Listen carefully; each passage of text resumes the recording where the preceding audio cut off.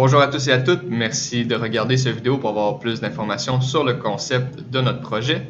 Donc, notre interprétation du thème de courant était la panne de courant. Donc, le titre de notre jeu est Cochot. Nous sommes Jesse Bergeron-Jutras, Lydia Dumais, Frédéric Filion, Frédéric Sandstrom et Adam Turmel, et nous allons tout de suite présenter le concept du jeu. Au niveau du synopsis, le Japon est dévasté par de nombreux séismes aux raisons obscures. À cause de ces séismes-là, la ville est plongée dans l'obscurité et un homme se retrouve coincé à l'intérieur d'un bâtiment. Le joueur, une entité à l'extérieur de ce bâtiment-là, va devoir aider l'homme à s'échapper avant que le bâtiment ne s'écroule. Au niveau de la promesse du jeu, ça va être un jeu sur PC qui va supporter au niveau des contrôles la manette Xbox. Il va avoir une ambiance sombre et stressante, des puzzles basés sur une perspective changeante et 3 niveaux avec une complexité croissante. Qu'est-ce que je veux dire par une perspective changeante? C'est qu'en fait, le bâtiment, comme vous pouvez le voir à l'image à la droite de l'écran, le bâtiment va être en perspective isométrique et on va voir l'homme en haut du bâtiment. La caméra va être beaucoup plus rapprochée du building pour avoir une meilleure vue de l'environnement à l'intérieur. Et le joueur va devoir, à l'aide d'une source de lumière, essayer d'identifier le chemin le plus rapide pour sortir du building. Donc, étant donné qu'il y a une panne de courant et qu'il y a des séismes, il y a des débris à l'intérieur du bâtiment et parfois l'homme va être caché par ces débris-là, donc le joueur n'aura pas le choix d'effectuer des rotations du building sur lui-même, un peu comme dans le jeu Fez.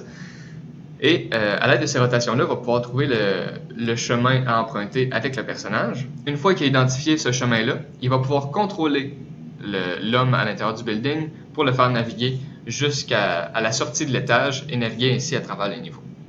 Nous créons donc ce jeu pour Simon Baudouin. Simon Baudouin est notre persona, un jeune homme de 22 ans célibataire, ambitieux à la recherche d'un maximum d'expérience. C'est donc sur ces critères que nous allons capitaliser pour créer un jeu unique qui offre une expérience hors du commun.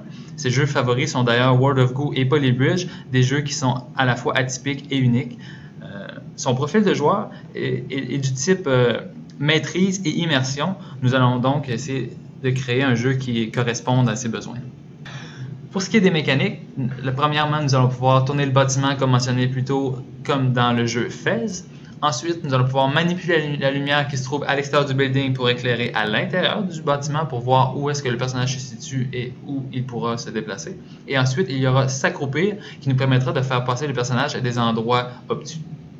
Nous avons un système de timer qui presse le joueur à sortir du bâtiment le plus rapidement possible. Ceci est sujet à changement. Nous sommes sur l'élaboration d'un nouveau système qui comporterait une barre de stress ou plutôt une cumulation de stress du personnage joueur et qui presserait le joueur de façon plus intrinsèque à sortir. Pour ce qui est des contrôles, nous avons opté pour la manette de Xbox One. Nous allons utiliser les bumpers gauche et droite pour changer l'orientation du bâtiment, le joystick gauche pour contrôler le personnage joueur, le joystick droit pour contrôler la lumière et la touche X et A pour sauter et s'accroupir. Pour ce qui est de la boucle de jeu, nous avons tout d'abord une phase d'observation du building pour identifier le chemin à parcourir. Nous avons la réflexion pour justement analyser le meilleur chemin à parcourir, l'interaction avec le bâtiment pour la rotation de celui-ci, et ensuite la navigation à l'intérieur à l'aide du personnage joueur. Au niveau de la direction artistique, évidemment, à cause de la panne de courant qui est présente à la grandeur de la ville, il va y avoir une noirceur constante. Au niveau du bâtiment, ça va être un édifice japonais moderne. L'environnement va être ravagé par les séismes.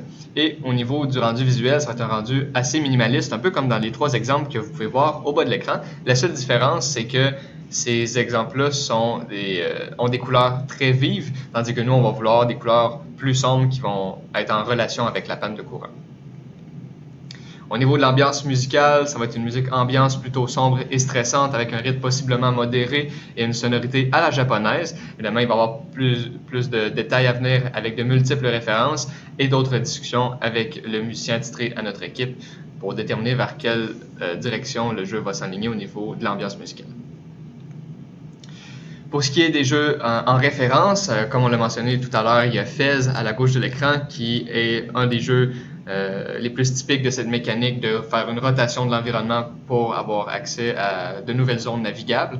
Le deuxième jeu, Monument Valley, est un jeu de puzzle également, mais on s'en est surtout inspiré pour son rendu visuel très épuré, avec des couleurs beaucoup plus vives, tandis que nous, on voudrait des couleurs beaucoup plus sombres, mais on appréciait beaucoup le côté épuré de la chose. Mekorama, qui est un clone de Fez.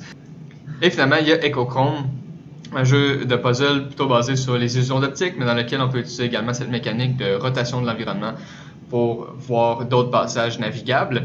C'est vraiment cette mécanique-là qu'on appréciait, qui est présente dans 3 des 4 jeux présentés à l'écran présentement, donc on veut vraiment se diriger vers ça pour Kosho. Donc c'était Kosho, on espère que vous avez apprécié le concept. Merci de votre écoute et on va être en relation avec vous dans les semaines à venir pour la production du jeu. Au revoir. Bye bye.